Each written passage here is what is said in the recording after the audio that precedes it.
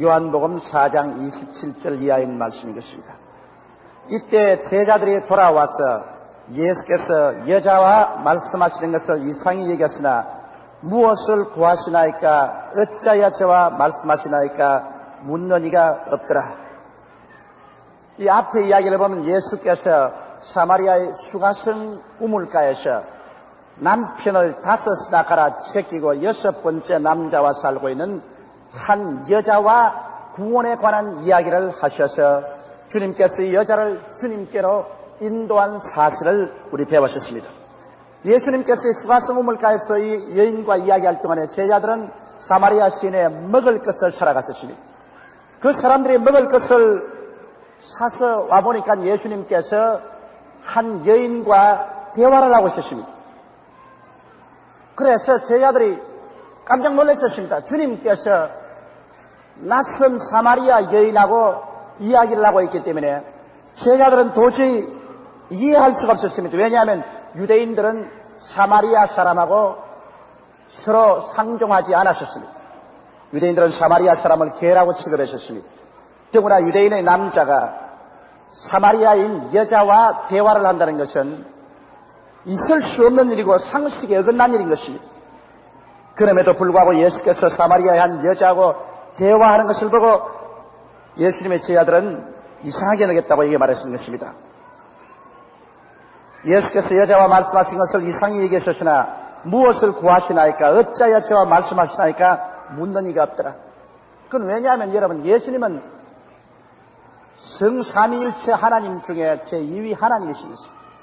하나님께서는 절대 주권을 가지고 일을 하시는 것입니다. 하나님께서 여러분과 나에게 이래 할까 저래 할까 묻고 인원해서 하시는 하나님이 아니십니다. 하나님은 전지하시고 전능하시고 무소부지하시고 절대 주권자인 것입니다. 이것을 여러분 잊어서는 안 되는 것입니다. 하나님은 절대 주권자이기 때문에 하나님이 하시는 일에 관해서 하나님 무엇을 하시나이까 왜 이렇게 하시나이까 이런 것을 질문해서는 안 됩니다. 우리는 하나님 앞에서 그 발 앞에 엎드려서 하나님을 믿고 하나님을 따라갈 따름이지 하나님 앞에 왜 이렇게 하시나이까 왜 저렇게 하시나이까 물어서는 안 됩니다. 왜라는 질문에 대해서 하나님은 대답해 주시지 아니하시는 것입니다. 절대 주권자는 자기가 원하시는 대로 행하시는 것입니다. 우리를 살리고 싶으면 살리시고 죽이고 싶으면 죽이시는 것입니다. 흥하게 하시고 싶으면 흥하게 하시고 망하게 하시고 싶으면 망하게 하시는 것입니다. 그러나 우리 하나님은 절대로 좋은 하나님이시라 우리 영혼이 잘됨같이 범사에 잘되며 강건하게 해주시기를 원하시고 우리의 앞길에 환난이 아니라 평안을 주시기 원하시는 하나님이신 것입니다. 이러므로 우리가 하나님을 믿을 때 신앙이 어릴 때는 자꾸 하나님 앞에 왜 이렇게 하시나이까 하나님 왜 나를 이렇게 취급하시나이까 질문하지만은 신앙이 커지면 여러분 절대로 그런 질문하지 않습니다. 절대 주권적인 하나님 앞에서는 흥하든지 망하든지 성하든지 쇠하든지 좋든지 하얀든지 깨어져서 굴복하고 순종할 따름인 것입니다. 그러므로 예수님의 제자들은 예수님의 그 절대 권위를 알았기 때문에 주님께서 통상적으로 인간으로 말하면 사마리아인하고 상종하지 말아야 되고 더구나 사마리아인 여자하고는 상대해서 이야기하지 말아야 되는데도 불구하고 그들이 속으로는 좀 이상했으나 그러나 예수님 무엇을 구하시나이까 예수님께서 왜 어찌하여 저와 말씀하시나이까 이런 질문 안 했습니다. 그 질문하는 것은 금방지기 짝이 없습니다. 우리도 여기에서 제자들의 이 참된 그리스도를 섬기는 모습을 배워야 될 것입니다. 우리 주님이 하시는 일은 무엇이든지 하나님께서 올바른 일이고 좋은 일밖에 없는 것입니다. 사람은 전지 전능무소부지하지 않습니다. 이러므로 사람은 실수가 수없이 많지만은 하나님께서 하시는 일에는 절대로 실수라는 것이 있을 수가 없습니다. 그러므로 하나님 앞에 엎드려서 우리는 기도하고 하나님이 우리에게 지시하시고 인도하시면 그대로 순복할 따름인 것입니다. 현실 그 당시에는 좋지 않게 보이고 슬퍼 보이는 일도 있으나 세월이 지나고 보면 그것이 다 좋고 아름답게 된 것을 우리가 알게 되는 것입니다. 여자가 물동이를 버려두고 동네에 들어가서 사람들에게 이르되 나의 행한 모든 일을 내게 말한 사람을 와보라 이는 그리스도가 아니냐 하니 그 당시에 이 물을 기르는 물동이가 상당히 컸어요. 그래서 그 물을 담아놓고 있는데 그 수가성 여인이 예수와 대화하는 가운데서 그만 눈이 밝아져가지고서 예수께서 구주인 것을 알게 되자 너무 마음이 기쁘고 흥분이 돼가지고서 그만 물동이도 다 내버려 두고 홀가분하게 그 길로 있는 힘을 다해서 뛰어갔었습니다. 그리고 사마리아 동리에 들어갔었어요. 원래는 사마리아 사람들이 이 여자를 창녀로 취급하고 상대를 안 해주었습니다. 그렇기 때문에 이 여자가 아침에 우물에 물길로 오지 못하고 낮 12시에 사람 안 올 때 물길로 온 여자인데 예수를 만나고 난 다음에 너무 마음속에 흥분이 되고 기쁘기 때문에 그만 자기 체면 불구하고 사마리아 성으로 뛰어가서 모든 사람 앞에서 여보시오 와보시오, 내가 만난 이분이 바로 그리스도가 아닙니까? 와보십시오. 왜? 이 사람들은 이 예수님께서는 내가 행한 모든 일을 다 내게 말해 주었습니다. 여러분, 어떠한 사람이라도 진실로 예수 그리스도를 만나게 되고 그래서 그리스도를 만남으로 말미암아 자기의 생애 속에 거대한 변화가 다오게 되면은 이 사람은 만사를 제껴놓고 난 다음에 예수가 그리스도라는 것을 입으로 선전하지 않고는 되기지 못합니다. 내가 예수를 믿었다고 하면서도 내 혼자 간직하고 있고 아무에게도 내가 예수 믿은 흔적을 다른 사람에게 전도하거나 나타내지 않는다면 이 사람은 그 마음속에 변화가 일어나지 아니한 사람인 것입니다. 예수를 학문적으로 들었지 실제로 그리스도와 만나서 그 생애 속에 변화가 안 다가온 사람은 혀가 움직이지 않습니다. 사람은 그 마음에 가득한 것이 입으로 나와서 혀를 움직입니다. 마음속에 예수께서 들어오면 일대 혁명이 일어나게 되는 것입니다. 누구든지 그리스도 안에 있으면 새로운 피조물이라 이전 것은 지나갔으니 보라 새 것이 되었다고. 예수께서 마음속에 들어오면 형언할 수 없는 큰 기쁨과 변화가 다가오기 때문에 그만 이것을 말 안 할 도리가 없습니다. 만나는 사람마다 예수가 그리스도라는 것을 선전하고 전도하게 되는 것입니다. 아마 여러분께서 아직 교회에 나오시면서 다른 사람에게 예수 그리스도에 대해서 한마디도 말해보지 못했다면 그것은 여러분이 아직 마음속에 변화를 받지 못하기 때문인 것입니다. 마음의 변화가 일어나고 난 다음에 그 변화에 관해서 자기 가족과 일가와 친척과 친지에게 말 안 할 도리가 없어요. 오늘 내가 어떤 자매님 한 분을 만났는데 그 자매님은 사업에 실패하고 깊이 우울한 가운데 있었는데 예수 믿는 사람이 하신 말씀이 당신 이러지 말고 오샬리 기도원에 가서 한번 기도를 해보라. 아직 예수도 전혀 믿지도 않고 그냥 불교에 아주 심취해 있는 분인데 그러면 예수 믿다는 말도 안 하고 당신 이렇게 문제가 걸려서 어려운 상황이 있으니까 오샬리 기도원에서 기도해보라 그러더라고요. 그 말을 듣고 참 웃기는 사람도 다 있다. 내가 지금 불교 신자인데 무슨 오샬리 기도원에서 기도라니 무슨 말이냐. 그 말을 듣고 난 다음에 그 다음 집에 가니까 교회당 십자가를 볼 때마다 마음이 이상하게 녹아지는 게 교회가 좋아지면서 교회 가야지 싶은 생각이 나더랍니다. 그래서 그 다음 주일 자기의 조카들을 데리고서 우리 교회에서 2층에 왔어. 2층에 와서 앉아서 설교를 듣는데 어찌나 눈물이 나는지 막 그냥 손수건을 내서 퍽퍽 울고 난 다음에 그 다음에 계속해서 지금 2년째 우리 교회 나오는데 1년을 두고 하도 울어놓으니까 나중에 목사님이 와서 하나님 아버지여 이 자매님 눈에 눈물을 거두어 주시옵소서 하고 기도를 해주더랍니다. 마음속에 변화가 일어나고야 눈물이 날 수가 있겠습니까? 그래서 1년을 두고서 교회 나와서 울면서 설교를 듣고 기도를 하면서 나가서 얼마나 전도를 했던지 그냥 온 가족 식구 하나 없이 다 전도해서 교회로 데리고 나오고 자기는 직장에 있는 일하는 사람들 하나도 없이 다 예수를 믿게 했어요.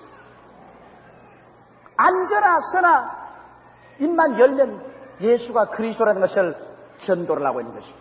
그건 왜냐? 그리스도를 만나서 그 마음속에 변화가 다가왔던 것입니다. 수가성물가의 여인 보십시오. 남편을 5이나 바꾸고 6번째 남자하고 사는 여인이니까 죄악의 깊은 구렁텅이 가운데 살고 그 마음이 완악하고 굳어질 대로 굳어진 사람이 그 대낮에 물길러 왔다가 예수님과 대화를 통해서 그만 예수께서 그리스도라는 것이 눈이 활짝 띄었습니다. 예수께서 그 개인의 비밀을 다 드러내며 예수께서 구주인 것을 알게 되고 메시아인 예수를 믿자 말자 그 마음속에 변화가 다가오는 것입니다. 그 마음속에 죄사함을 받은 변화가 다가왔었습니다. 그 마음속에 오랫동안 짓눌렸던 모든 염려와 근심이 다 사라졌었습니다. 그 마음속에 기쁨의 샘이 솟아올랐었습니다. 그러자 그는 그 자리에 견딜 수가 없었습니다. 그만 그 물동이 던져두고서 사마리아 시내로 들어가서 나의 한 모든 일을 다 알아낸 이분이 메시아가 아니냐 와보라고 외치고 전도하기 시작한 것입니다. 일시에 창녀가 변하여서 그리스도를 전도하는 전도인으로 변화되어버리고 말한 것입니다. 이러므로 여러분, 그리스도의 신앙이라는 것은 여러분 마음속에 깊은 변화의 체험을 얻는 것입니다. 우리는 물론 성경 말씀의 진리를 따라서 예수께서 하나님 아들로서 우리의 죄를 대신 짊어지고 십자가에 못 박여서 몸짓고 피 흘려서 죽고 장살렘 받고 사흘 만에 부활해서 성천하의 아버지 보좌 우편에 앉아 계시고 장차 우리를 데리러 오실 주님인 것을 진리로 우리가 알고 그것을 그대로 믿는 것은 사실입니다. 우리가 그 진리를 그대로 받아들이고 믿으면은 여러분과 나의 속에 성령이 오셔서 우리가 거듭나는 새 생명을 얻는 변화를 체험하게 되는 것입니다. 이 변화가 다가오면 예수 믿는 사람의 변화다운 가장 근원적인 변화는 뭐냐? 마음속에 기쁨의 샘이 솟아오르기 시작하는 것입니다. 늘 인생을 살면서 우울하고 기뻐할 것이 별로 없고 그저 마음에 짜증이 나고 낙심되는 그런 마음에 아무런 환경적인 변화는 없는데도 불구하고 그리스도를 만나고 나면 그 마음이 울렁거리고 그냥 눈물을 흘리고 통곡하는 사람도 있지만 속으로 그냥 기쁨이 솟아오르기 시작하는 것입니다. 예수 믿고 중생하면 반드시 그 마음속에 기쁨이 솟아오릅니다. 기뻐서 남에게 전도하는 것이 그렇게 기쁘고 남에게 말씀 전하는 것이 기뻐지고 남을 강제라도 끌고서 교회에 데려오는 것이 그렇게 기쁠 수가 없어요. 기쁘니까 내가 하지. 안 기쁜 일을 아무리 남이 하라고 한다고 해서 해지나요? 안 해지는 것입니다. 오랫동안 예수를 믿고 난 다음에 그만 때가 묻어가지고서 기쁨이 사라진 사람이면 그것은 신앙의 병이 들기 시작하는 것입니다. 이렇기 때문에 기쁨이 사라진 사람은 죄를 통회하고 회개하고 하나님 아버지여 성령으로 말미암아 내 마음속에 기쁨을 회복해 주시옵소서라고 기도해야 되는 것입니다. 다윗이 죄를 짓고 난 다음에도 그가 회개할 때 하나님이여 내 영혼을 새롭게 하시고 내 마음속에 기쁨을 회복시켜 달라고 기도한 것입니다.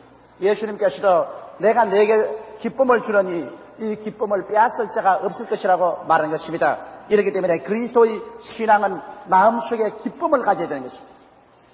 이 사마리아 여인은 큰 기쁨을 얻어서 그만 부끄러운 것도 다 잊어버리고 자기를 멸시하는 것도 다 잊어버리고 뛰어가서 예수가 그리스도라는 것을 전도하기 시작하는 것입니다. 오늘날 또 우리는 이와 같은 큰 변화를 가지고서 우리는 전도하기 시작해야 될 것입니다.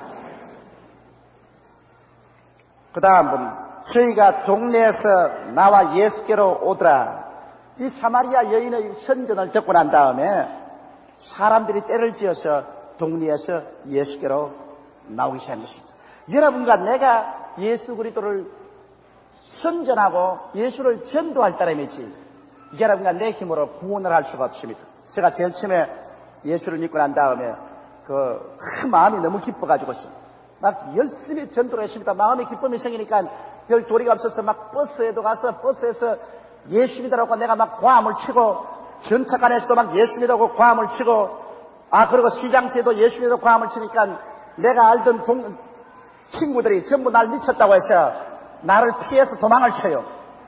근데 내 고등학교 선생님이 한 분 계시는데 그분이 버스에 탔다가 내가 예수 믿으라고 버스에서 전도하는 것을 보고 난 다음에 막 부끄러워가지고서 날 안 보려고 했었는데 나는 그 선생님인 줄 알았어. 그래서 막 그 선생님을 버스에서 잡고 내가 예수 믿으라고 막 전도하니까 오냐 그만 조용히 해줘 오냐 그래. 그런데 부산 서면에서 그 선생님이 내리시기에 나도 버스에서 내려가지고 따라가면서 자꾸 예수 믿으라고 하니까 막 나를 버리고 막 걸어만 날 살리려고 달아나는데 내가 너무 마음에 기쁘니까 이 기쁜 소식을 내가 어찌하든지 전해야 돼.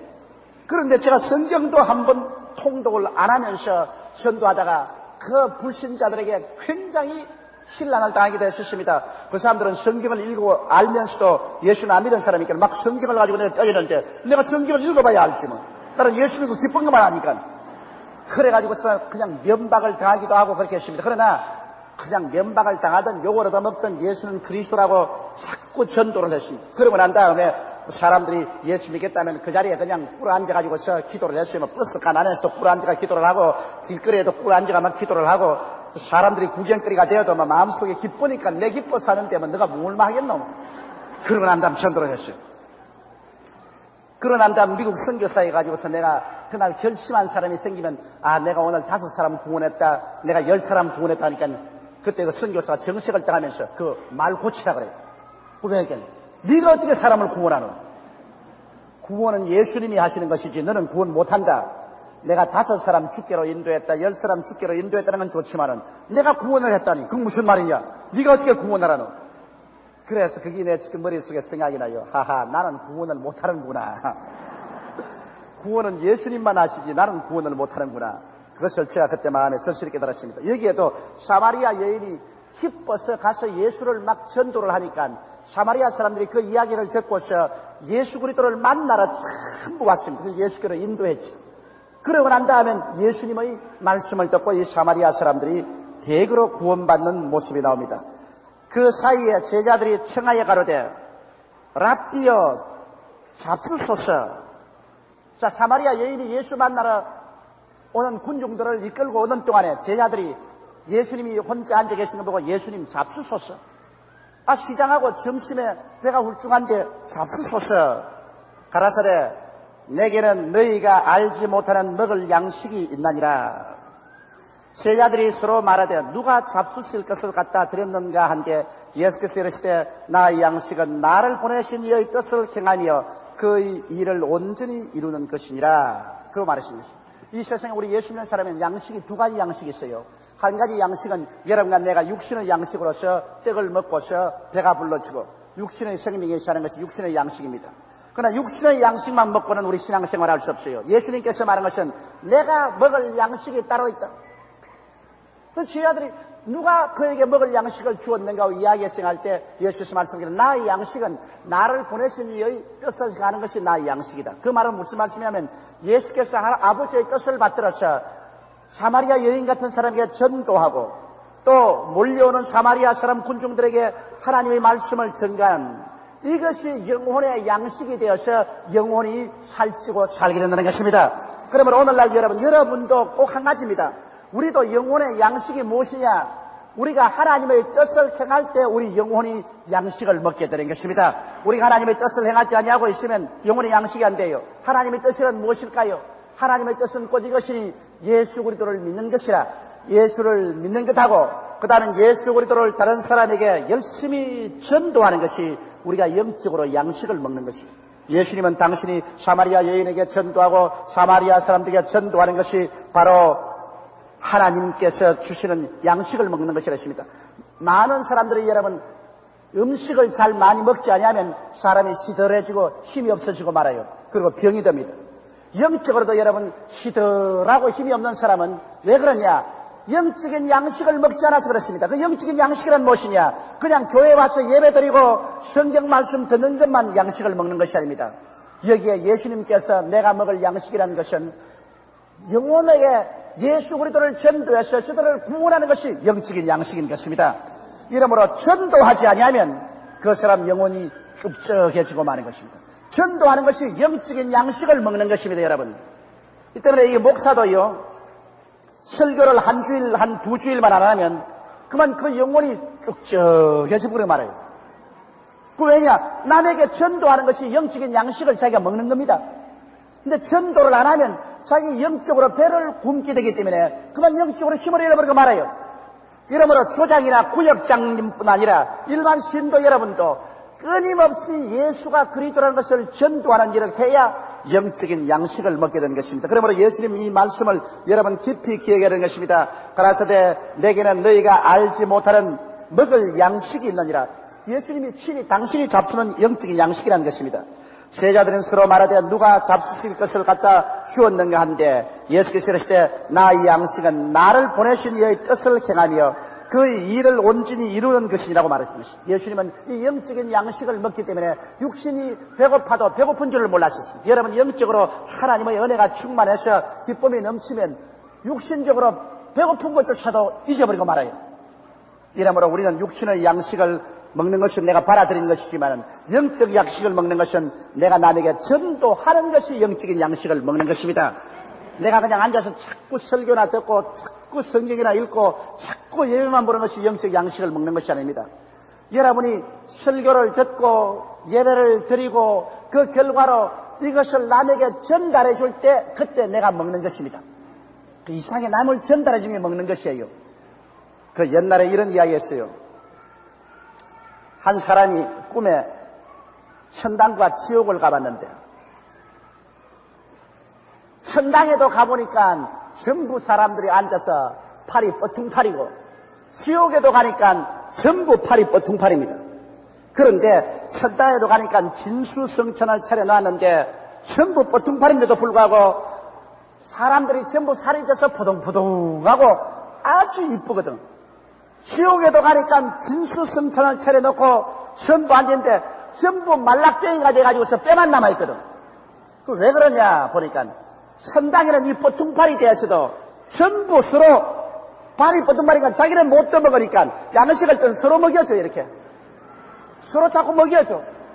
그 서로 받아 먹고서 살이 포동포동 졌는데 지옥에는 가서 서로 미워하고 남에게 안 넣어주니까 음식이 전부 뒤에 있어. 뻗퉁팔을 때가 자기만 먹으려니까 뒤에 갖다 던져버리고 뒤에 갖다 던져버리고 한 사람도 못 먹고 음식은 전부 뒤에 다 던져놓고 말락땡이가 되어 있는데 천당에는 서로 떠먹여주니까 살이 쪄서 푸둥푸둥하더라고. 복음이라는 것은 무엇이냐? 내가 남에게 떠먹여줄 때 내가 살이 찌는 것입니다. 내가 남에게 전도 안 하면 절대로 내 양식을 못 먹어요. 이러므로 이것을 예수님께로부터 꼭 배워야 됩니다. 내 먹을 양식은 따로 있다. 내가 먹는 양식은 아버지의 뜻을 행하는 것이다. 아버지의 뜻은 뭐냐? 전도하는 것이다. 사마리아 여인에게 전도하고 사마리아 사람에게 전도해서 하나님 나라를 전달해주고 저들을 구원하는 것이 하나님께서 내게 먹여주는 양식이다. 이건 절실합니다. 어느 교인이고 전도하지 않으면 영적으로 양식을 먹지 못해서 뚝뚝하게 되어버려 말해요.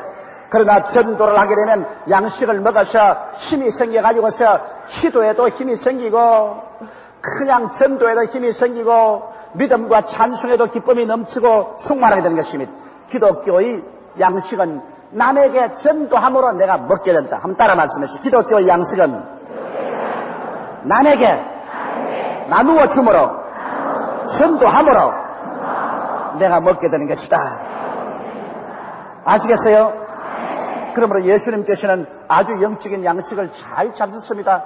육신의 양식은 안 잡수었어도 사마리아 여인에게 전도함으로 말미암아 큼한 그 마음속에 영적으로 양식을 잡수시게 되고 그리고 예수님께서 마음의 기쁨이 충만하고 아주 만족하게 되신 것입니다. 그러므로 하루라도 여러분께서 전도하지 아니하면 여러분의 영혼이 굶게 되는 것입니다. 그 상대방이 예수 믿든 안 믿든 그건 여러분 상관할 필요 없어. 여러분께서 구원은 못하는 것이니까. 자, 듣든 아니 듣든 때를 얻든 못 얻든 여러분이 양식 먹기 위해서 적어도 한 사람 이상에게 예수 그리스도에 대해서 전도를 해야 되는 것입니다. 여러분 사람이 사흘씩 굶지 안 그러면 열흘씩 굶고 사는 거 보았어요? 예수 믿는 사람이 신앙이 타락하고 신앙을 잃어버리는 것은 영적으로 굶었기 때문인 것입니다. 왜 굶나요? 전도 안 하기 때문에 굶는 것입니다. 성경책을 1000만 권 쌓아놓고 그 가운데 앉아있어도 만약에 전도 안 하면 그 성경 말씀은 내게 양식이 안 되는 것입니다. 이러므로 여러분과 내가 먹을 양식은 우리를 보내신 하나님의 뜻을 행하며 그 일을 온전히 이루는 것이 우리의 양식이 되는 것입니다. 너희가 넉 달이 지나야 추수할 때가 이르겠다 하지 아니하겠느냐? 내가 너희에게 이르노니 눈을 들어 밭을 보라. 희어서 추수하게 되었도다. 그 당시에는 아직까지 추수가 아직 이르서 넉 달이 지나면 추수할 것이라고 사람들이 말했습니다. 밀이나 보리가 아직까지 푸르고 한 넉 달만 지나면 추수하겠다고 그렇게 말하는데 예수님께서 그것을 인용해서 말이 자 육신적으로 봐서는 지금 추수할 기한이 아직 넉 달이 남았다고 너희도 하지만은 영적으로 한번 쳐다봐라. 영적으로 눈을 들어 밭을 한번 봐라. 벌써 다 익어서 아주 희어되어서 이미 추수하게 되어 있다. 그 말은 무엇이냐? 예수께서 오심으로 말미암아 추수기가 다가온 것입니다. 구약시대 아브라함으로부터서 이삭과 야곱으로부터 해서 그때는 모두 다 밭을 갈고 씨를 뿌리는 단계지만은 예수 그리스도가 오시고 난 다음에는 예수를 믿는 사람마다 천당으로 올라가는 추수가 이루어진 것입니다. 예수님이 오시기 전에는 사람들이 이 세상을 떠나도 천당을 가지 못하고 저 낙원에서 기다리고 있었습니다. 그러나 예수 그리스도를 믿고 난 다음, 예수님이 오시고 난 다음부터는 그 다음 예수 믿는 사람들은 그리스도에 계신 천국으로 직행으로 열매가 되어서 올라가게 된 것입니다. 이렇기 때문에 예수님이 오고 난 다음에부터 추수가 시작되었습니다. 그러므로 주님께서 하신 말씀이 너희들은 육신의 추수는 넉 달이 있으면 온다고 하지만은 영적으로는 이미 추수기가 왔다. 영혼들이 그냥 하얗게 지금 익어서 기다리고 있다. 그러므로 빨리 추수해야 된다. 예수님 그 당시에 주님이 추수기라고 말했는데 오늘날 2000년이 지난 이 시점에는 정말 추수가 늦었어요. 그냥 영혼들이 물에 녹아 있습니다. 지금 우리가 추수 못하면 썩어져 버리고 마는 것입니다. 이렇기 때문에 하루도 빠지지 않고 우리는 열심히 그리스도를 전도해서 영혼을 추수하여 하나님의 곳간에 드리는 일을 해야 될 것이겠습니다. 자, 여기 성경 26절에 보면 거두는 자가 이미 싹도 받고 영생이라는 열매를 모으나니 있습니다. 거두는 자가 싹도 받고 영생이라는 열매를 거둔다. 그 말은 뭐냐? 이미 영혼을 거두는 자가 영생에 이르는 열매를 모으면 주님께서 그것을 삭수로 이미 계산한 것입니다. 한 사람 구원받으면 주님께서 그 영혼 열매를 나의 삭수로 생각하는 것입니다. 100사람 구원하면 여러분 100사람의 삭스를 이미 바란 것입니다. 1000사람을 거두면 1000사람의 삭스를 이미 주님 주셔요. 그 삭스는 주님께서 이미 계산을 해가지고서 어디 가서 받느냐? 여러분 천국에 올라가면 주님께서 이 땅에서 영혼 구원한 삭슬 그 열매를 그대로 다 받게 되는 것입니다. 하나님께서는 여기에 사람의 영혼을 구원하는 것을 그대로 주님께서 공짜로 취급하지 않습니다. 오늘날 천사를 보내셨으면 천사들은 일시에 전도했을 거예요. 그러나 전도하는 특권을 천사에게 주지 아니하시고 주님께서는 구원받은 우리들에게 주신 것은 우리가 열심히 전도하여 그 열매를 거두음으로 말미암아 삭슬 하나님께로 받아서 천국에 올라가서 하나님부터 영광과 찬양과 존귀가 있게 되기 위해서 그렇게 하는 것입니다. 이렇기 때문에 여러분께서 열심히 일해서 열매를 거두지 않으면 싹 받을 것이 없어요. 추수하는 데 여러분 가서 늘 구경이라고 있는 사람이 추수하고 난 다음에 싹 받을 게 있겠어요? 그러나 추수할 기간에 밭에 나가서 열심히 함께 거들어서 벼나 보리를 베고 그 다음에 단을 묶고 가면 그날 그 사람은 풍사슬 받게 되는 것입니다. 예수님께서는 그 말씀을 여기에 말씀하고 계시는 것입니다. 벌써 거두는 자가 이미 삭도 받고 영생에 이르는 열매를 모으고 있습니다. 오늘 이 시간에 여러분은 삭을 얼마나 많이 받겠어요? 여러분의 삭이 얼마나 영적으로 계산되어 있겠어요? 사람들이 이 땅에 살면서 무엇을 먹을까, 무엇을 입을까, 무엇을 마실까만 염려하고 육신의 일만 위해서 염려하고 썩지 아니하고 영원히 있을 양식을 위해서 일하지 않은 사람은 나중에 천국에 올라가서 참 한심하게 짝이 없게 되는 것입니다. 다른 사람들은 태양같이 빛나고 달같이 빛나고 어떤 사람은 별같이 빛나는데 이 사람은 아무것도 전도한 것이 없고 하는 일 없으면 개똥벌레보다도 더 적게 반짝하고 말아요. 뭐 반짝할 게 있어야지. 그리고 천당집도 영화로운 여기 삭슬 많이 올린 사람들은 주님께서 영화로운 집을 짓고 하나님 가까이 있을 것인데 여기에서 아무 삭슬 올려주지 않은 사람은 천당 저 변두리에 가가지고서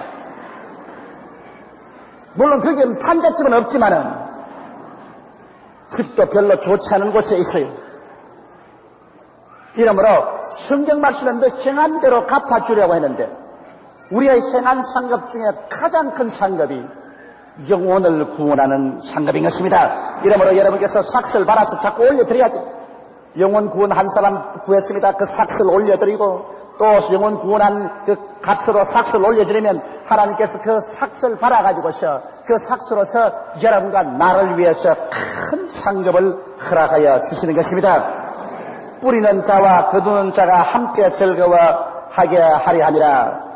그런데 여러분 이 복음 증거라는 것은 내가 뿌려놓고 난 다음 못 거두더라도 나중에 다른 사람이 뿌려놓은 씨를 거두면 그 삭슬 함께 반을 나누는 것입니다.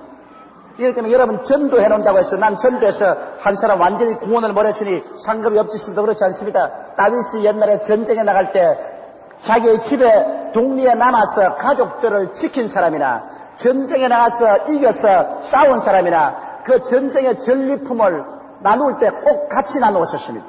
그러므로 여러분께서 열심히 복음을 전가하여 심을 심어놓은 사람과 또 나가서 심어놓은 것을 나중에 전도해서 거두은 사람하고 하늘에 가서 상급을 받을 때는 반반씩 나누는 것입니다. 한 번 내가 전도해가지고서 예수를 당장 믿지는 못해요. 내가 여러 번 두들겨서 예수 믿으라고 해서 씨를 심어놓으면 나중에 다른 사람이 와서 예수 믿으라고 할 때 그때는 그냥 활짝 마음을 열고 예수를 믿게 되는 것입니다. 그래서 물어봅니다. 아니 이게 처음이요. 누가에게 전도 받았으니까 아이고 과거에 뭐 친구에게 전도를 받았었습니다. 우리 가족들에게 전도를 받았습니다. 뭐 이웃에게 예수 믿으라고 전도를 받았어요. 여러분 생각해 보았었습니다. 그런 말을 합니다. 그건 씨를 다른 사람이 뿌렸었습니다. 그러므로 여러분께서 이제는 또 거두게 되는 것입니다. 그런데 여기 보니까 뿌리는 자와 거두는 자가 함께 즐거워하게 하렵니다. 주님께서는 전도하는 데 있어서 이 지상의 상급으로서는 즐거움을 주시는 것입니다. 씨를 뿌릴 때 남에게 전도하면 마음에 즐거움이 오게 하고 또 남에게 뿌린 그 씨를 예수 그리스도 이름으로 거두어서 영혼을 구원할 때도 즐거움이 있게 주님께서 만들어주신 것입니다. 이 세상에 인생에 살아가면서 가장 좋은 것이 뭡니까? 즐거움입니다. 기쁨이 없는 삶은 죽은 삶인 것입니다. 그런데 여기에 전도할 때도 주님이 즐거워하게 해주시고 그러고 난 다음 그 영혼을 거두는 것도 즐거워해 주겠다 하셨으니 예수 믿는 사람으로서 기쁨이란 말씀을 전가하는 것과 영혼을 거두는 것 그것보다 더 큰 기쁨이 없는 것입니다. 이러므로 기쁨이 사라진 신자는 전도도 하지 아니하고 영혼을 거두지도 않기 때문에 기쁨이 사라진 것입니다. 전번 금요일날 저녁에 여기 와서 설교한 라저스 목사님이라고 침례교 목사님이신데 오늘 저와 함께 점심 식사를 같이 했는데 그가 와서는 말이 금요일날 저녁에 순복음교회 와보고 되게 크게 느낀 것이 그건 뭐냐 성도들이 왜 그렇게 기뻐하느냐 그럽니다. 밤을 안 자고서 딱딱한 의자에 앉으시면서도 전부 기뻐서 얼굴이 그냥 환하더라. 그건 왜냐 우리 교회 철야하면서 기도하는 사람들은 모두 다 열심히 남에게 전도하고 영혼을 거두기 때문에 하나님이 기쁨의 선물을 주신 것입니다. 이러므로 특별히 우리 교회에 와서 자기가 느낀 것은 교인들이 다 기뻐하더라. 그것이 하나의 특징이더라. 그렇게 말해주십니다. 난 그 말을 듣고 마음속에 들으니 자랑스러웠습니다. 왜냐하면 예수 잘 믿는 표적은 기쁨인 것입니다. 뭐 아무리 10년, 20년 교회 왔다 갔다 하더라도 손주 적은 시어머니처럼 그냥 얼굴이 길쭉하게 가지고서 늘 슬퍼하고 있으면 그거는 아무 전도도 안 돼요. 예수 믿는 사람이 그저 방실한 이 꽃같이 방실거려야지. 그럼 저 사람은 왜 저렇게 기뻐할까? 이 인생을 사는데 이렇게 고달프고 괴로운 일이 많은데 어떻게 저렇게 방실거릴까?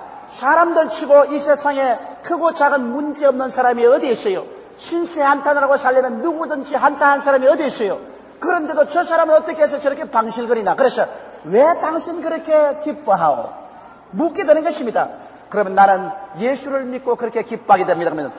그러면 나도 한번 예수를 믿어볼까? 그 예수 믿는 것이 뭐 신기한 일이 있는가 보다. 그렇게 생각하게 되는 것입니다. 기뻐하는 것이 다른 사람에게 큰 전도가 되는 것입니다. 슬퍼하는 것은 아무 전도도 안 되는 것입니다. 이러므로 여러분 사람들은 말하기를 예수님께서 웃은 적이 한 번도 없고 운 적이 많다 그렇게 말하는데 그건 성경 잘못 읽어서 그래요.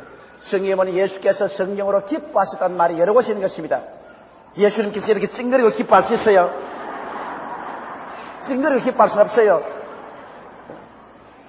기뻐하면 웃게 돼요. 그러므로 예수님께서 성경에 뭐 기뻐하셨다는 말이 여러 번 있기 때문에 예수님 웃은 건 틀림없습니다. 그런데 그건 안 보고서 예수님이 웃은 적은 한 번도 없고 예수님이 운 적만 많다고 그렇게 말해서 예수 그리스도의 모습을 잘못 전도하는 게 있는데 물론 예수님이 예루살렘 성을 내다보고 회개하지 않고 멸망한 것을 보고 너무 불쌍해서 울으셨어요. 나사로의 무덤가에서도 주님께서 울으셨어요. 그래서 주님께서 얼마나 따뜻한 희노애락의 감정을 가지고서 우리의 슬픔을 당신의 슬픔으로 친히 안고 통곡을 한 것을 알 수 있는 것입니다. 그러나 예수님이 울은 것만인 것이 아니라 예수님은 기뻐하셨다는 것도 성경에 여러 곳에 있는 것입니다. 이러므로 여러분 우리는 뭐 울고 보고 웃어보니 웃는 것이 낫더라고. 기뻐하면 나도 좋고 남도 좋아요. 그러니까 바울 선생이 빌립보 신도들에게 로마 감옥에 있으면서도 내가 네게 말하니 기뻐하라 다시 네게 말하니 기뻐하라고 말한 것입니다.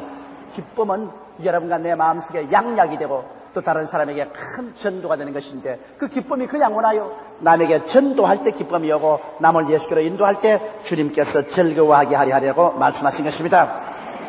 그런즉 한 사람이 심고 다른 사람이 거둔다는 말이 옳도다. 내가 너희로 노력지 아니한 것을 그들로 보내었느니 다른 사람들은 노력하였고 너희는 그들의 노력한 것에 참여하게 했느니라.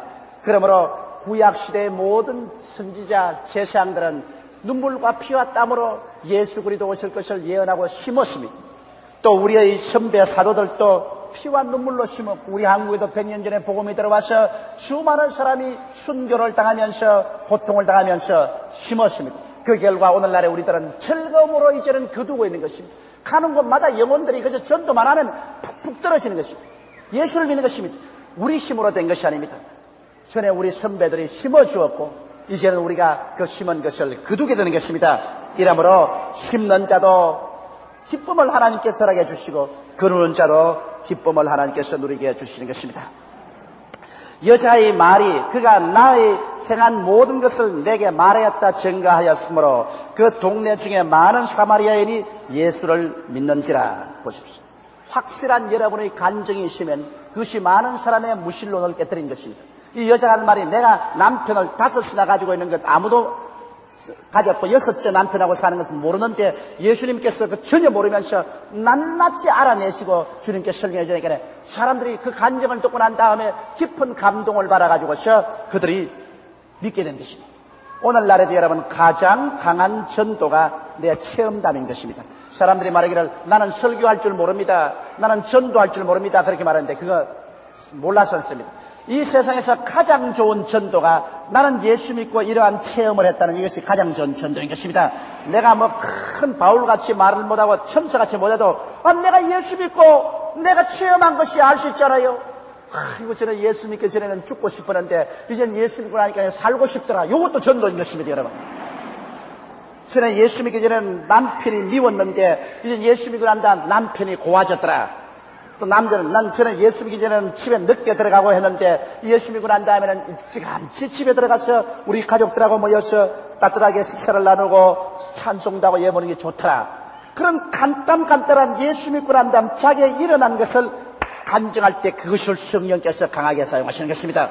이 사마리아 여인은 단지 내가 남편 5이나 가졌던 비밀을 예수께서 다 알아서 설명하더라. 그 말만 해도 사마리아 사람들이 그 간증을 듣고서 예수를 믿더라고 말한 것입니다. 저는 제가 폐병을 앓았다가 나은 간증을 많이 합니다. 그러니까 어떤 사람들이 한 말이 아이고 또 저 이야기다 그렇게 말합니다. 그건 자기는 자꾸 들었기 때문에 그 이야기지만은 안 들은 사람에게는 그게 굉장히 은혜가 되는 것입니다. 이야, 그럼 과연 과거에 폐병 걸렸다가 예수를 믿고 난 다음 저렇게 건강하게 지금 되어서 주님을 전하고 있구나. 그럼 주님의 은혜가 참 크시구나. 그 당장 은혜가 현실적으로 나타난 것을 체험하게 되어요. 그게 얼마나 큰 간증이 되는지 몰라요. 그냥 2000년 전에 오신 예수님께 관해서 이야기하면 그건 역사적인 예수님이지. 그건 하나 윤리와 도덕적인 그런 교훈을 가르친 예수님이지 현실감이 없습니다. 그러나 현재 내가 예수 믿고 위장병이 낫더라. 야, 그거 진짜구나. 예수님이 살아있구나. 이러한 아피일이 되는 것입니다. 이러므로 사마리아 여인의 전도에 대해서 우리가 배워야 됩니다. 여자의 말이 그가 나의 행한 모든 것을 내게 말하였다 증거함으로 그 동네 중에 많은 사마리아인이 예수를 믿는지라. 할렐루야. 그러므로 이 증거라는 것이 내 체험담이라는 것이 얼마나 큰 능력으로 사람들을 변화시킨다는 것을 여러분 알 수 있는 것입니다. 사마리아인들이 예수께 와서 자기들과 함께 유하기를 청하니 거기서 이틀을 유하심에 예수의 말씀을 인하여 믿는 자가 더욱 많아. 자, 보십시오. 처음에는 사마리아 여인의 간증을 통해서 예수 믿는 사람이 있어서 그것을 기초로 해서 이제 예수님께 또 더구나 말씀을 전가하니까 그 말씀으로 말미암아 감동이 되어서 이제는 더욱 믿는 사람이 많아졌습니다. 그러므로 그리스도의 복음이란 그래요. 처음에는 여러분 간증을 듣고 믿어서 그 다음에 교회에 와서 말씀을 들으면 더 큰 믿음이 생기고 많이 믿게 되는 것입니다. 여러분 처음은 간증 설교요. 그 다음에는 말씀 설교를 통해서 영혼들이 많이 회개하고 나오게 되는 것입니다. 그 여자에게 말하되 이제 우리가 믿는 것은 내 말을 인함이 아니니 이는 우리가 친히 듣고 그가 참으로 세상의 구주이신 줄을 알미라 하였더라. 그래서 사마리아 여인 보고 말하기를 우리가 이제 이렇게 많이 믿는 것은 너 말만 들어서 하는 것이 아니다. 제일 처음에 너 말 듣고 난 다음에 우리가 예수를 믿었지만은 이제 예수님을 직접 만나고 난 다음 그리스도의 말씀을 듣고 나니까 이제 믿음이 더 깊어지고 좋더라. 그건 사실입니다. 여러분의 간증을 듣고서 안 믿는 죄인들이 회개하고 예수를 믿고 난 다음에 그 다음 교회 와서 설교를 듣고 성경을 읽으니까 자기가 이제는 그리스도를 깨닫게 되고 하니 더 깊은 은혜 속에 들어가서 이제 내가 믿는 것은 그 간증 들었기 때문에 믿는 것이 아니라 간증을 듣고 내 마음의 문이 열려서 이제는 직접 설교를 듣고 성경을 읽고 나니까 그리스도가 주인 것을 알게 되고 나는 더 깊은 믿음을 얻게 되었다. 그렇게 사람들은 간증하게 되는 것입니다. 이러므로 여러분 우리가 간증 설교로서 제일 처음 마음을 열게 된 사람은 교회에 들어와서 말씀을 듣고 성경을 읽게 하면 그로 인하여 깊은 신앙에 직접으로 들어갈 수 있게 되는 것입니다. 그 다음 이틀이 지남에 예수께서 그 길을 떠나 갈릴리로 가시며 친히 증가하시기를 선지자가 고향에서는 높임을 받지 못한다 하시고 이틀 사마리아에 있고 난 다음에 예수님께서 유대와 사마리아를 떠나서 저 갈릴리로 내려가셨습니다. 그러면서 예수님께서 하신 말씀이 선지자가 고향에서는 높임을 받지 못한다 이렇게 말했습니다. 여러분 왜 고향에서는 선지자가 높임을 받지 못하냐? 고향에서는 그 선지자의 잘한 것을 다 알거든. 그렇기 때문에 너 아무개 아닌가? 너 옛날에 이렇게 살았다니까 네가 뭘 큰 소리냐? 이러기 때문에 전도가 안 돼요.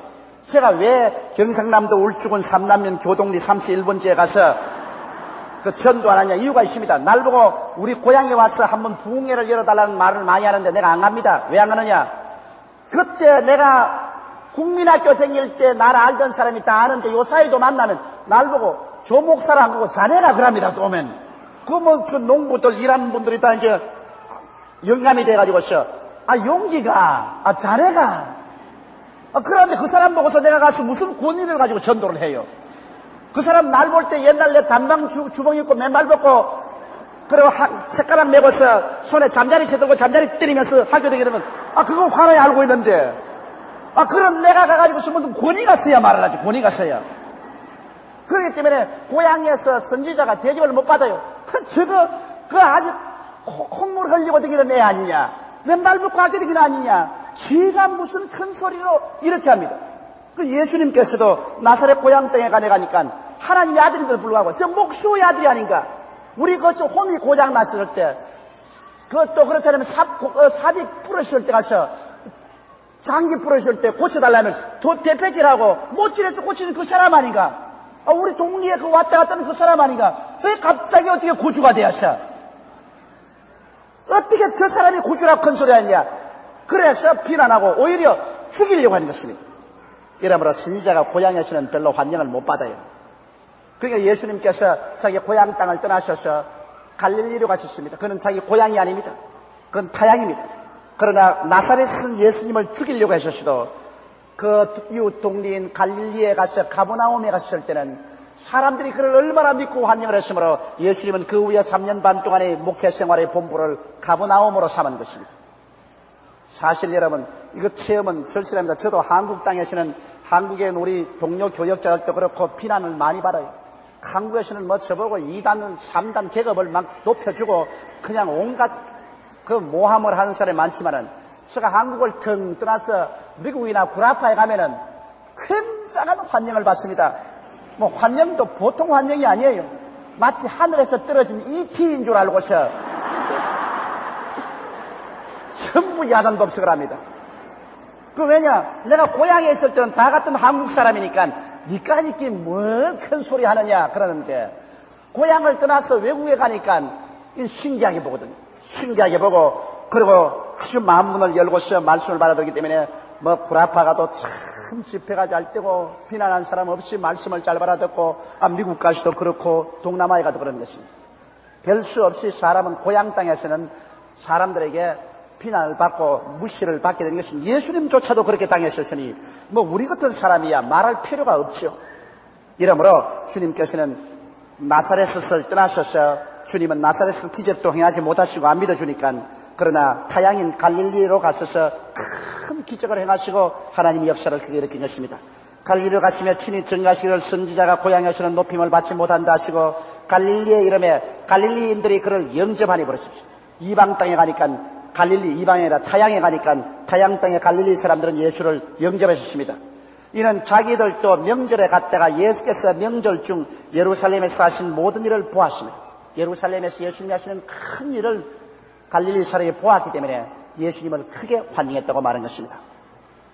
자, 그 다음 예수께서 다시 갈릴리 가나에 이르시니 전에 물로 포도주를 만드신 곳이라 왕의 신하가 있어 그 아들이 가버나움에서 병들었더니 예수님께서 이제 갈릴리로 내려가는 그 길목에 그게 있어요. 가나에 혼인잔치한 곳이 있어요. 물을 변하여 포도주로 만든 곳이 있어요. 그곳에 예수께서 가니까 그곳에 왕의 신하, 왕이라는 것은 헤롯 왕을 말합니다. 헤롯 안디바스, 헤롯 왕의 신하가 있는데 왕의 신하가 있어 그 아들이 가버나움에서 병이 들어 있었어요. 그런데 그 병이 뭐 의원이나 약으로 나을 병이 아니고 방금 죽을 병이 들은 것입니다. 그래서 예수께서 유대로부터 갈릴리에 오심을 듣고 가서 청하되 내려오셔서 내 아들의 병을 고쳐주소서 하니 제가 거의 죽게 되었습니다. 그 헤롯 왕은 바로 요한을 목베어 죽인 자요. 그리고 또 예수 그리스도를 극히 핍박한 자인 것입니다. 그 신하니까 함께 예수를 핍박하는데 그럼에도 불구하고 자기 자식이 병드니까 이제는 병 고칠 사람은 예수밖에 없으니까 별 도리 없이 예수님께 나와서 살려달라고 구하는 것입니다. 그러므로 등 따쓰고 배부를 때는 예수가 어려웠냐 내 주먹을 믿으라 해사다가 지가 죽을 판 살 판 되면은 그때는 아이고 주여 날 살려주소서 반드시 나옵니다. 오늘 또 내가 어떤 자매님 한 분 이야기를 들었는데 그 자매님 하는 말이 자기가 옛날에 우리 교회 나오기 전에는 불교를 굉장히 믿고 사업도 잘 될 때는 예수 믿는 사람 굉장히 핍박했대요. 그러고 난 다음 그런 말 많이 했답니다. 예수를 믿지라고 내 주먹이라 믿으라고 보시려는데 그만 사업이 바싹 망해버리고 빚쟁이가 와가지고 있는 거 다 차압하고 올 때 갈 때 없으니까 아이고 그러지만 그때는 부처님 말이 안 나오고 하나님 날 살려주소 그런 말이 나오더래요. 그래서 우리 교회에 와가지고서 회개하고 주님 축복을 받아서 그래서 사업체도 도로 복구를 하고 지금 살게 되었다는 그런 간증을 하는 것을 들었었습니다. 이러므로 예수님을 크게 핍박하던 헤롯 왕의 신하도 그 자식이 병드니까 별 도리 없이 예수께 나와서 엎드려서 간청하여 내려와서 내 아들이 죽기 전에 병을 고쳐달라고 간청을 한 것입니다. 오늘 그러므로 그리스도의 복음이 능력이 있는 것은 우리 죄만 용서하는 것이 아니라 그리스도의 복음은 우리에게 병을 고쳐주시고 귀신을 내어 쫓아주시옵시고 저주에서 해방시켜 주시옵시고 재림의 은총을 주는 오중복음을 가지고 있기 때문에 그리스도의 복음이 능력이 있고 효과를 발생하는 것입니다. 예수 그리스도의 복음은 하나의 이론적인 그러한 복음이 아닙니다.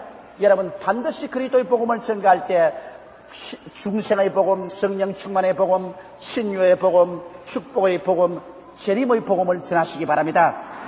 그리스도는 십자가를 통하여 이 복음을 우리에게 주시고 우리가 그 말씀을 듣고 믿으면 하나님이 기적을 행하여 주시는 것입니다. 믿지 아니할 때 기적을 못합니다. 그렇기 때문에 이 복음은 믿음은 들음에서 난다고 여러분이 전할 때 귀로 듣고 믿음이 생기면 그 다음 그 믿음대로 주님께서 기적을 베풀어 주시는 것입니다.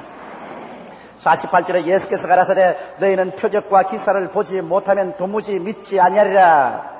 예수께서 꾸짖으신 것입니다. 너희들이 왜냐하면 내 말을 듣고서는 믿지 아니하고 꼭 표적과 기사를 봐야 너희들이 믿는다. 그 예수님 당시에도 역시 한 가지 있었어요. 예수님 살아계신 예수님을 눈앞에 보고도 꼭 표적과 기사를 봐야 예수를 믿으라고 달드는데 요 사이야 예수님이 2000년 전 예수님이신데 요 사이 사람들이 그냥 말만 듣고 믿으려는 사람이 별로 없어요. 예수를 통해서 표적과 기사가 나타나야 아이고 살아계시구나 끄꾸러지지. 물론 표적과 기사를 보지 않고 믿는 믿음이 더 좋은 믿음인데 그러나 그런 좋은 믿음을 가진 사람은 별로 많지 않고 요 사이 꼭 표적과 기사를 보려고 하는 것입니다. 그러므로 그런 사람에게 또 보여줘야지. 믿는 자들에게는 이런 표적이 따르니 저희가 내 이름으로 귀신을 쫓아내며 뱀을 집으며 무슨 똥을 마실지도 해를 받자며 병든 자에게 손을 얹은 적은 나리라 하시더라. 그러면 오늘날에도 표적과 기사가 있습니다. 오늘 예수 믿는데 표적과 기사가 없다 그런 말하지 마십시오. 예수님 당시에도 예수님이 탄식하기를 표적과 기사를 봐야 믿는다고 했는데 이제 예수님 천당 가신 지 2000년 후인 오늘날에 와서 예수님 눈으로 안 보이는데 여러분 말만 전해가지고 믿겠어요? 그러므로 표적과 기사가 필요해요. 이러므로 오늘날 교회는 성령이 충만해서 나사렛 예수 이름으로 병자에게 귀신 들린 자에게 절망한 자에게 표적과 기사를 행해야만 할 것입니다. 예수 이름으로 표적과 기사를 구하면 오늘날에도 하나님은 표적과 기사를 주셔서 안 믿는 사람을 믿게 만들어 주시는 것입니다. 예수께서 가라사대 너희가 표적과 기사를 보지 못하면 도무지 믿지 아니하리라. 신하가 가로되 주여 내 아이가 죽기 전에 내려오소서. 이 신하는 지금 다급합니다. 예수님께서는 죽은 아이는 못 살릴 줄 알았었습니다. 거의 믿음이 그거밖에 안 됐거든.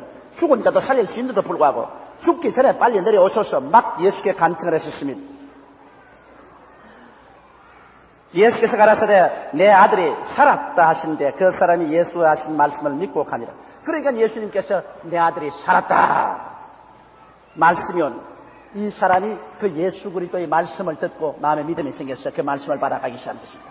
오늘 예수님께서는 말씀 한마디로 시간과 공간을 초월해서 고치시는 것입니다. 나는 최근에 이런 간증을 들었습니다. 우리 부형님 한 분인데 아주 불면증으로 고생을 한 막 잠을 못 자서 막 고통이면 말로 다 할 수 없는데 그런데 우리 교회에서 설교한 그 테이프를 받아가지고서 테이프를 듣고 있는데 테이프에 벌써 1년, 2년 전에 우리 여기 설교한 테이프인데 그 테이프에 오늘 이 자리에 온 사람 중에서 불면증에 걸려서 고생하는 사람 나왔습니다. 그는 그 테이프가 듣고 있는데 자기가 들었답니다. 그 테이프를 잔뜩 듣고 있는데 오늘 이 시간에 불면증에 걸린 사람이 나왔습니다. 그래서 테이프 앞에서 막 확인해서 할렐루야! 그날부터 잘 짠답니다. 잘 짜요. 그냥 불면증이 싹 사라집니다. 그래서 내가 그렇습니다. 하나님께서는 하나님의 은혜를 테이프에다가 녹음을 해놨다가 한 2년이 지나고 난 다음 그 테이프 듣는 사람에게도 그 말씀을 듣고 믿으니까 고쳐주신 것입니다. 이와 같이 성경에는 주께서 그 말씀을 보내사 우리를 위경에서 건지시는 도다라고 말한 것입니다. 여러분께서 성령께서 복음 말씀을 들을 때 마음에 이렇게 믿음을 주시면 그대로 믿으십시오. 성경을 읽다가 말씀이 들어와서 마음을 뜨겁게 하면 그때 말씀을 믿으십시오. 또한 제가 여러분 병자위 기도하고 난 다음에 누가 나았다는 것이 말씀이 내게 해당되어 믿으십시오. 그걸 믿으면 시간과 공간을 초월해서 주님의 기적이 일어나게 되는 것입니다. 나는 어떤 권사님은 이런 이야기 들었었습니다. 그 권사님이 교회 올 때 조 목사 저거 사람하고 작아서 이야기하지 나았다 하면 일어나서 손 들고 참 작아지고서 강나라가 밑에 박자도 잘 맞는다 그거 앉으시답니다. 근데 자기 아들이 밤만 되면 오줌을 사요. 오줌을 사는데 보통 많이 사는 게 아니에요. 그래서 있는데 제가 병이 나았다, 이런 병이 나았다, 저런 병이 나았다고 사람들이 할렐루야 이러니까 잘들 논다 하면서 자기 속으로 앉으셨는데 오늘 여기 보니까 집에 어린아이가 있는데 오줌 싸개라. 그 오줌 싸개 병이 나았다 그러는데 그 말 듣자마자 자기도 모르게 일어나서 할렐루야 했답니다. 아까 잠깐 남북으로는 흉보고 있다가 그러고 난 다음에 집에 가니까 그날부터 오줌 싸개가 싹 나버렸대. 그래가지고 이 권사님이 신영균 목사님에게 그것을 간증을 했어요. 신영균 목사님이 아이고 가짜인 줄 알았지만 목사님 가보니까 그 진짜로 나왔더라고 말이지. 오줌 싸게 나왔다고 해서 내가 할렐루야고 믿었는데 우리 집에 오줌 싸게 나왔다 그래서 그래서 신영균 목사님이 그것을 들으시고 제게 또 전달을 해줬어요. 야 그거 진짜로 나온다더라고 말이지. 그러므로 오늘날 또 말씀만 주옵소서. 주여 말씀만 하옵소서 종이 믿겠나이다. 그래서 여러분께서 하나님 앞에 말씀을 구하십시오. 말씀이 오시면 그 말씀을 받으면 그 말씀대로 이루어지고야 마는 것입니다. 예수께서 가라사대 내 아들이 살았다 하신데 그 사람이 예수의 하신 말씀을 믿고 가더니 내려가는 길에서 그 종들이 오다가 만나서 아이가 살았다거늘 그 낫기 시작한 때를 물은즉 어제 제7시에 열기가 떨어졌나이다는지라. 아비가 예수께서 내 아들이 살았다 말씀하신 그 때인 줄을 알고 그 예수님이 살았다는 그 시간에 그 아들이 나기 시작했거든. 그 때가 맞춰보니 그 때인 줄 알고 자기와 그 온 집안이 다 믿으니라. 자 이거 보십시오. 이게 또 하나님의 구원의 섭리 아닙니까? 하나님이 말씀하기를 주 예수를 믿어라 그러면 너와 내 집이 구원을 얻으리라. 우리 예수 믿는 그 교회의 진리의 큰 특징은 한 사람이 예수 믿으면 그것이 누룩같이 전파가 돼가지고서 온 이웃 집안이 다 믿어버리고 말아요. 이 사람이 혼자 믿은 것이 아니라 그와 온 집안이 다 믿더라. 그래서 예수 그리스도께서 우리 복음은 누룩과 같다 했습니다. 여러분 누룩 보세요. 하나가 누룩이 들어가면 막 옆에 있는 거 막 전부 막 다 곰팡이가 다 붙어버린다고. 우리 예수 믿는 것은 참 위험한 게 한 사람만 믿으면 막 누룩이 돼가 온 집안이 막 다 곰팡이가 다 펴졌듯이 그리스도의 천당 곰팡이가 다 타버린 거다. 이러므로 주 예수를 믿어라 그리하면 너와 내 집이 구원을 얻으리라. 그리스도의 복음은 전파성이 굉장히 강합니다. 한 사람 믿으면 온 집안이 다 믿어버리고 마는 것입니다. 이러므로 이 가정에도 역시 이 사람이 믿자 말자 온 집안이 다 믿으리라. 이것은 예수께서 유대에서 갈릴리로 오신 후 행하신 두 번째 표적이다. 첫 번째 표적은 물을 포도주로 변한 표적이었고, 두 번째 표적은 이 왕의 신하의 아들의 병을 고쳐준 표적인 것입니다. 그러므로 예수님께서는 오늘날에도 여러분과 나에게 말씀을 주시고 또 주님께서 그 말씀을 통하여 표적을 주셔서 살아계신 그리스도를 증가하여 주시는 것입니다. 우리 다 같이 오늘 들은 말씀을 기억하고 우리 마음속에 통성으로 기도하실 하나님이여, 우리도 열심히 전도하고 주셔야 기쁨을 얻고 살아계신 그리스도와 함께 동행하게 하여 주시옵소서. 우리 합심해서 기도하십시다. 사랑이 많으시고 거룩하신 아버지 하나님, 우리 아버지의 은혜와 사랑을 생각할 때 만입에서 늘 무엇으로 다 감사하고 찬송하오리. 우리 주님께서 성령으로 우리와 같이 계시고 우리 가운데서 은혜와 사랑을 베풀어 주시니 감사하옵나이다. 사랑이 많으신 우리 아버지여, 우리가 주님 있으여 말씀을 듣고 아버지 기쁨으로 전도하게 도와주시옵소서. 네 아버지 하나님 있으여 기쁨은 우리의 힘이 되시옵나이다. 우리 아버지 하나님 있으여 그러므로 주 예수 이름으로 주님께 간구하오니 하나님 아버지 우리를 도우시고 축복하여 주셔서 큰 기쁨을 허락하여 주옵소서. 우리 아버지여 보혜사 성령으로 말미암아 우리 각자가 다 마음속에 큰 기쁨을 얻게 도와주시옵소서. 우리 아버지 하나님 있으여 또한 우리가 끊임없이 그리스도의 복음을 전함으로 하나님이 예비하신 양식을 먹게 하여 주옵소서. 우리가 남에게 전도함으로 내가 신령한 양식을 먹게 되는 것이오니 우리 아버지여 계속해서 신령한 양식을 먹을 수 있게 되게 하여 주시옵소서. 우리 아버지 하나님 있으여 그리고 주님 있으여 복음을 전하고 또 주시를 함으로 즐거움을 얻게 하여 주시옵소서. 우리 하나님 아버지여 주님 감사하고 찬송합니다. 여호와 내 아버지 하나님이여 주님 영광 받아 주시옵소서. 살아계신 우리 아버지여 주님 높임 받아 주옵소서. 내 아버지 하나님이시여 오늘 이 시간에 주의 거룩한 성령을 부어주시옵소서. 성령께서 모든 심령을 채워주시옵소서. 모든 심령 속에 하나님의 생기와 성령으로 채워주시옵소서. 악한 마귀를 멸하여 주시옵소서. 그리도 영광으로 충만하게 하여 주시옵소서. 오 주여, 주의 영광으로 채워주시옵소서. 주의 축복으로 채워주시옵소서. 주의 은혜로 넘치게 하여 주시옵소서. 살아계신 우리 아버지 하나님 간절히 기도하고 오라옵나이다. 우리 하나님 아버지여 주님 영광 받아 주시옵소서. 우리 아버지 하나님이여 주님 높임 받아 주옵소서. 영광과 찬양과 존귀를 베풀어 주시옵소서. 살아계신 우리 아버지여 간절히 기도하고 오라옵나이다. 할렐루야 주여 감사합니다. 할렐루야 주여 감사합니다. 살아계신 우리 아버지여 감사합니다. 우리 하나님 아버지여 감사하고 찬송합니다. 여호와 내 아버지는 되어 주여 감사하고 찬송합니다. 하나님 우리 아버지께서 높임 받아 주시옵소서. 하나님 우리 아버지여 주님 찬양을 받아 주시옵소서. 오 주여 감사합니다. 오 주여 감사합니다. 오 주여 감사합니다. 할렐루야 할렐루야. 오 주여 감사합니다. 우리 아버지여 감사합니다. 살아계신 우리 아버지여 감사합니다. 사시고 거룩하신 우리 아버지여 감사합니다. 우리 아버지 영광 받아 주시고 높임 받아 주시옵소서. 찬양과 존귀를 받아 주시옵소서. 말씀만 하옵소서. 말씀만 하옵소서. 말씀만 하옵소서. 주님께서 영광 받아 주옵소서. 할렐루야 할렐루야. 오 할렐루야 할렐루야. 할렐루야 할렐루야 할렐루야. 여러분 중에 몸이 아프셨으면 아픈 데 손을 얹으시기 바랍니다. 몸이 아프시면 아픈 데 손을 얹고 문제를 가져오시면 가슴에 손을 얹으시기 바랍니다. 사랑이 많으신 우리 하나님 아버지요, 오늘 이 자리에 성령님의 능력으로 임하여 계심을 감사하옵나이다. 우리가 주의 말씀을 받아 먹었사오니 우리 마음속에 기쁨이 충만하옵나이다. 믿음이 충만하게 된 것을 감사하옵나이다. 하나님 우리 아버지여, 이 시간에 주님께서 우리에게 말씀을 주셨사오므로 예수 이름으로 믿사오니 우리 아버지여, 아픈 데 손 얹은 사람마다 나사렛 예수 이름으로 고쳐주시옵소서. 예수 이름으로 명하노니 표적과 기사가 나타날지어다. 너희 악한 원수 병마야, 각 사람 몸에서 묶음을 넣고 나오라. 너희 질병은 떠나 갈지어다. 예수 이름으로 명하노라. 우리 아버지 예수 이름으로 말미암아 손을 내밀어 얹은 그 손통에서 기사와 이적이 나타나게 하여 주시옵시고 병이 다 낫게 하여 주시옵소서. 우리 아버지 개인 가정생활 자녀 사업의 수고하고 무거운 짐을 짊어지고 온 사람들, 오늘 예수 이름으로 기도하오니 주님이 간여하여 주셔서 신기한 일이 일어나게 도와주시옵소서. 문제들이 해결되게 도와주시옵소서. 기적이 나타나게 도와주시옵소서. 하나님이여 삼박자 축복이 임하시게 하여 주시옵소서. 예수 그리스도의 이름으로 축복을 받을지어다.